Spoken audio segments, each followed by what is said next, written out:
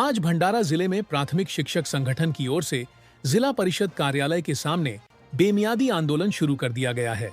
शिक्षकों का कहना है कि शिक्षण अधिकारियों से संपर्क नहीं हो पा रहा है और कई शिक्षकों का वेतन पिछले काफी समय से अटका हुआ है। इसके अलावा शिक्षकों की कई अन्य मांगें भी लंबे समय से लंबित हैं, लेकिन शिक्षा विभाग इस ओर कोई ध्यान नहीं दे रहा।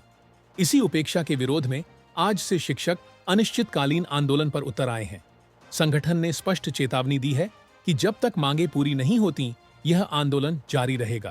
भंडारा जिल्हा परिषदमध्ये आम्ही कार्य करणारे प्राथमिक शिक्षक यांच्या अनेक वर्षापासून मागण्या आहेत आणि त्या मागण्याच्या संबंधाने आणि त्या जायज मागण्या आहेत। तो हक्क आहे आमचा। शासनाने दिलेले जे काही शिक्षकांना लागू असलेले जे काही बाबी आहेत त्या पूर्ण करण्याचं काम जिल्हा परिषदेला करायचं असते। पण दुर्दैवाने काय झाले, आमच्या भंडारा जिल्हा परिषदमध्ये यापूर्वी जरी काही प्रश्न असायचे परंतु ते काही कालावधीनंतर पूर्ण केले जायचे।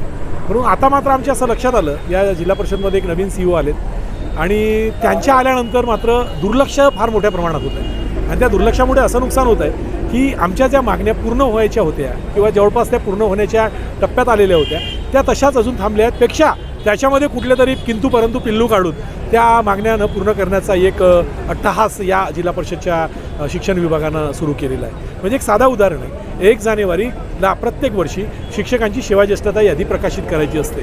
काही जिल्ह्यांमध्ये जसं एखादा कोल्हापूर जिल्हा घ्या, सांगली जिल्हा घ्या, 7,000, 8,000, 10,000, 12,000 शिक्षक आहेत आणि त्या 12,000ची बरोबर सेवाज्येष्ठता यादी दरवर्षी 1 जानेवारीला प्रकाशित केली जाते। या जिल्हा परिषदमध्ये आता एप्रिल महिना संपत येईल, पुढचा महिना येईल मे महिना, तो पण अजूनही 1 जानेवारीची सेवाज्येष्ठता यादी प्रकाशित केलेली। कारणं काय सांगतात, आमच्याकडे कर्मचारी नाही, आमच्याकडे नेट नाही, आमच्याकडे कॉम्प्युटर नाही, असे म्हणजे जे फालतूचे कारणं पुढं करतात। आणि याच्यावरून आम्हाला असं वाटतं की यांनी जर हा साधा काम केला नाही तर मग आमचे 2014ला या जिल्ह्यामध्ये काही शिक्षकांना पदवीधर शिक्षक म्हणून प्रमोशन दिलं होतं की 7व्या 8व्या वर्गाला 6व्या वर्गाला विज्ञान गणित विषय शिकवण्यासाठी एक्सपर्ट्स म्हणजे क्वालिफाईड लोकांना प्रमोशन द्यायचं। चांगले क्वालिफाईड शिक्षक होते, त्यांनी प्रमोशन घेतलं। परंतु प्रमोशन घेतल्यानंतर काय झालं, 2014 पासून अजूनपर्यंत त्यांचा हक्क आहे, ते शिकवत आहेत, ते मेहनत करत आहेत, तो विषय घेत आहेत, त्यांना अजूनपर्यंत या लोकांनी त्यांची वेतन श्रेणी दिली नाही। हे वेतन श्रेणी काय यांच्या घरून मिळतं का?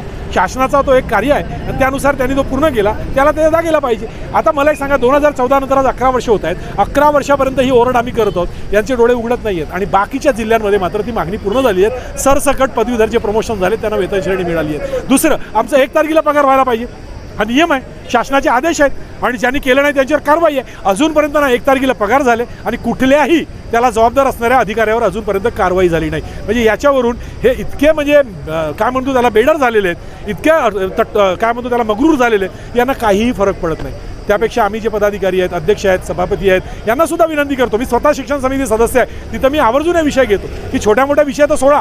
आता एक सांगा, सर्वात मोठा रिटायर झालेले शिक्षक, सेवानिवृत्त होणारे, त्याला जो रिटायर होतो ना त्याच्या 6 महिन्यापूर्वीच त्याची पूर्ण प्रोसेस पूर्ण करून त्याचा GPF वगैरे, त्याचा गट विम्याचं प्रकरण असो, त्याच्या सेवानिवृत्तीचे कितले क्लेम असो, सर्व काढून ज्या दिवशी तो रिटायर होतो त्या दिवशी त्याच्या हातात त्याचा GPF, त्याचा पैसा आणि पुढच्या महिन्यापासून त्याची पेन्शन त्याच्या खात्यावर लावण्याचं काम करा, असा आदेश आहे। आजही समजा, आजही तो उपोषणाचा सांगतोय मी, आमचं बेमुदत आम्ही घेतलंय, परंतु आज या लोकांना जर याची झळ पोहोचली आणि यांनी जर आम्हाला आणखी काही अवधी देऊन आमच्या मागण्या पूर्ण करायचं लेखी आम्हाला जर पत्र शासनानं दिलं तर आम्ही शिक्षक आहोत, आम्हाला तेवढं कळतं की एखादी जाजूची गाडी नाही आहे, एवढ्या दिवसापासून चूप असलेले लोक एका दिवसात निर्णय देऊ शकत नाही। तर त्यांनी जर इथे येऊन पेंडालमध्ये आम्हालाही दिलं तर आमचं उपोषण आम्ही आजच मागत घेऊ आणि कदाचित यांचे डोळे जर उघडले नाही, यांचा आवाज जर या बहिऱ्यांना आमचं गेलं नाही तर मग मात्र आम्ही बेमुदत आंदोलन या ठिकाणी करू आणि यांना जाग आणल्याशिवाय सोडणार नाही। एवढं महाराष्ट्र राज्य प्राथमिक शिक्षक संघ जिल्हा भंडाराच्या अध्यक्ष या नात्यानं मी आपणास सांगू इच्छितो।